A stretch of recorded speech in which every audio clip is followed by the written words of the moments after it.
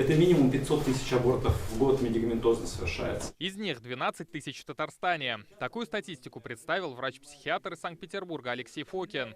Именно он вместе с уполномоченным по правам ребенка Татарстана Ириной Волынец презентовал проект «Передумала.ру». Цель понятна из названия – сохранить беременность, несмотря на принятую таблетку для аборта. Медикаментозное прерывание беременности предполагает прием 2 таблеток с разницей в 72 часа.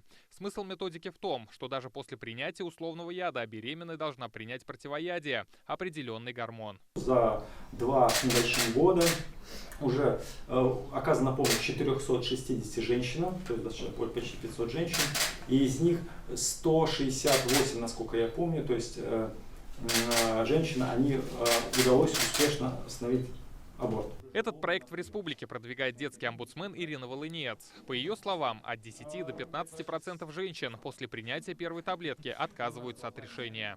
Вот если женщина одумалась, я считаю, что мы должны в нашей республике дать ей такую возможность, да, что мы будем подключаться к горячей линии, которая разработана на федеральном уровне по инициативе как раз этого проекта, по инициативе Алексея Фокина. И мне бы очень хотелось рассчитывать, уважаемые коллеги, на вашу поддержку. На горячей линии нам порекомендовали принять конкретный препарат. Однако мы решили посоветоваться с акушерами-гинекологами. По их словам, такой метод прерывания аборта не прошел клинические испытания. Сам препарат – лишь естественный женский гормон, необходимый для поддержания беременности. Продается в свободном доступе. Но его нужно принимать строго под контролем врачей, предупреждают гинекологи. Ведь что стало с плодом после первой таблетки, неизвестно. Если инструментальный аборт, я ввожу кюретку в полость матки, начинаю извлекать ножку, ручку, и вдруг беременный мне говорит: я не хочу прерывать беременность. Слушайте, это то же самое.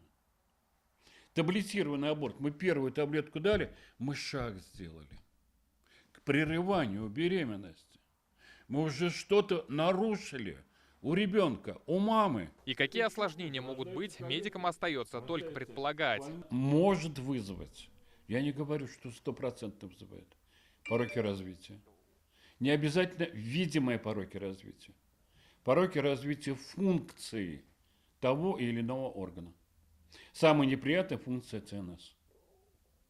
И представляете, благодаря сохранению этой беременности, а женщина уже выпила таблетку, противопоказанную для беременности, может увеличиться частота пороков развития. Вызывает сомнения у татарстанских медиков и квалификация автора проекта Алексея Фокина. Информации о нем в интернете, прямо скажем, немного. Переходя по первой ссылке, попадаем на сайт Русской Православной Церкви.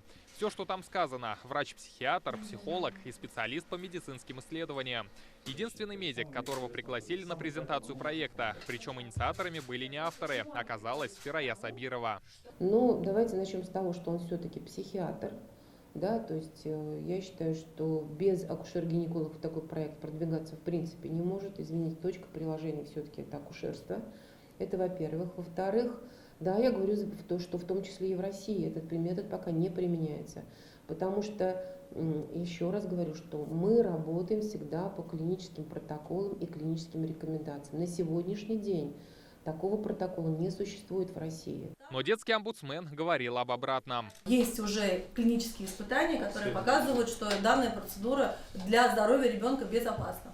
Что с проектом «Передумала.ру» все не так однозначно, становится понятно, взглянув на сайт. Здесь всем передумавшим советуют не обращаться к специалистам, а самим бежать в аптеку и покупать нужные препараты. Препараты продаются в обычных аптеках, они рецептуарного отпуска, однако в нашей стране их легко продают без рецептов. Если в какой-то аптеке у вас попросили рецепт, можно сказать, что препарат попросили купить в стационаре.